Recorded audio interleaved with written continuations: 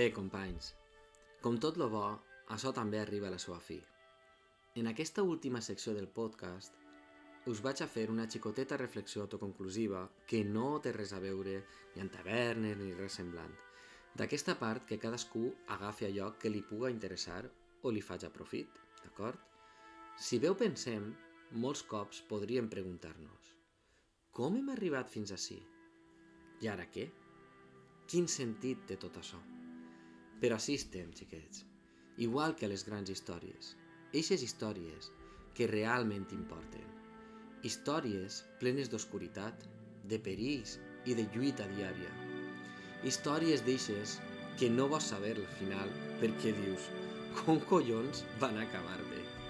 Molts cops estem patint per coses que no sabem si vindran o passaran com nosaltres pensem. O tal volta són coses que ja han passat, hem fallat i no podem canviar. A no ser que tinguem un DeLorean, però bé, no és el cas. Tot i que ja hem errat o fet malament les coses, l'estar fustigant-nos i culpant-nos constantment no serveix de res. Només podem que aprendre d'allò que ha succeït per a millorar i canviar un futur. Però bé, no està tot perdut. Així ve la part bona. Al cap i a la fi, tot passa.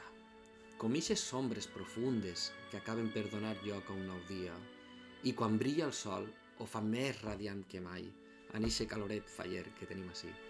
Eixes són les històries que et plenen el cor i donen sentit a tot.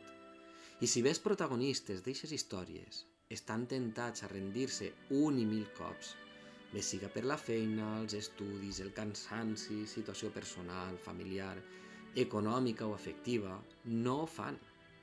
Segueixen endavant, perquè tots lluiten per algo. I alerta de spoiler, molt sovint se'ns oblida que el protagonista d'aquesta història, al igual que eixe algo, eres tu. Pensa-ho bé. Als temps que vivim no tenim control sobre moltes de les coses que ens rodegen. Només cal pegar una ullada al noticiari, que si guerres, inflació, preus, desastres naturals... Vinga, l'únic que podem fer és decidir què fer i amb quina actitud viure i afrontar la història de la vida i eixe temps que se'ns ha donat. Hi ha una paraula japonesa que resumeix molt bé tot això que he esmentat anteriorment, que es diu Ikigai. L'ikigai, al cap i a la fi, és eixe motiu per el qual t'alces del llit cada dia per a fer les coses. Vinga, ve a ser per el que tu vius cada dia.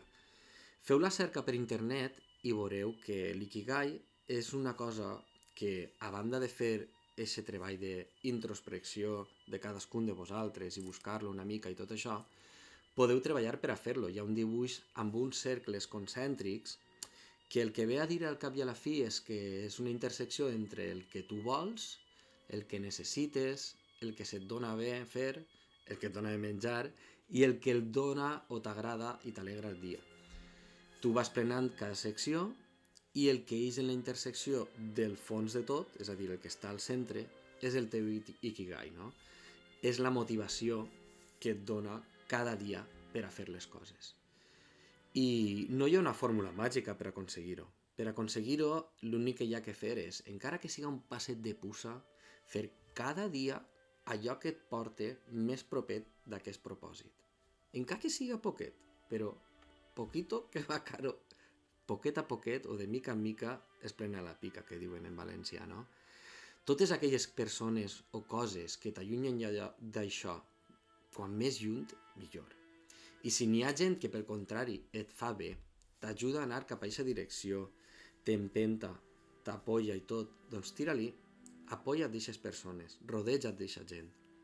Sobretot, i al cap i a la fi, fes allò que sentes que està bé al teu cor.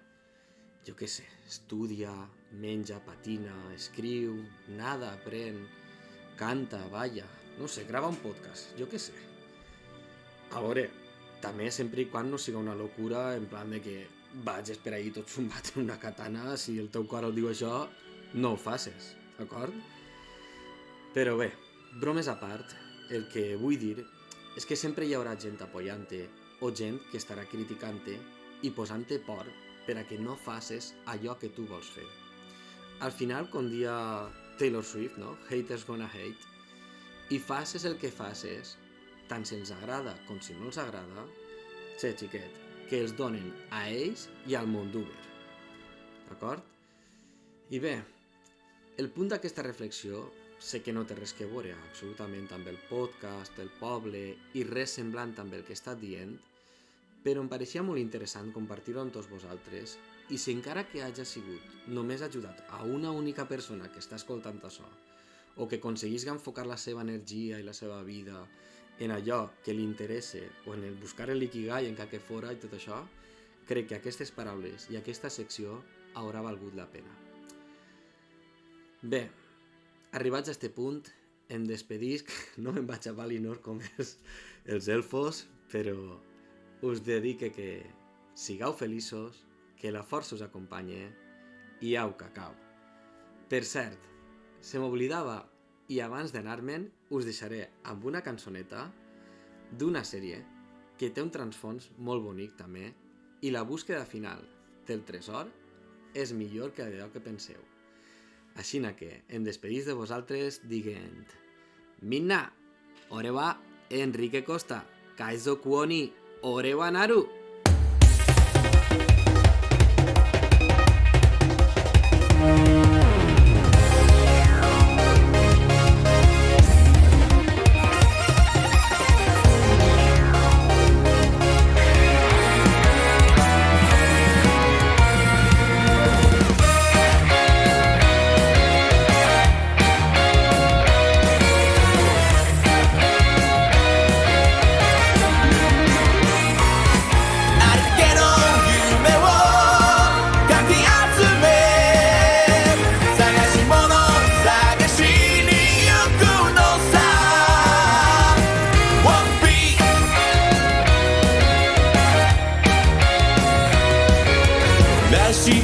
なんて渋滞のもと熱に浮かされ舵を取るのさ誇りかぶってた宝の地図も確かめたのなら伝説じゃない